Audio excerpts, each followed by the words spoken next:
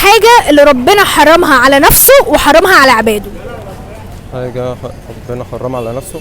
ايه هي الحاجة اللي يعني تتخيل ان اللي ربنا حرمها على العباد وحرمها على نفسه؟ بس هو ازاي يحرم حاجة على نفسه؟ يعني هو بيده كل شيء يعني. بالظبط. الا بقى حاجة واحدة بس ربنا حرمها على العباد وعلى نفسه. والإجابة مقنعة، يعني لو عرفت الإجابة هتقولي فعلا، يعني ربنا فعلا عمره ما عمل الحاجة اللي حرمها دي.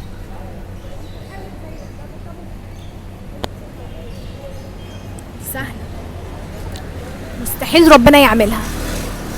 لا، ما انا مش عايز ادخل في تفاصيل دقيقة عشان ممكن اقول حاجة تبقى تشيلني انا ذنب يعني، طب فاهمة؟ قول لي ايه هي، انا اقول لك صح ولا غلط.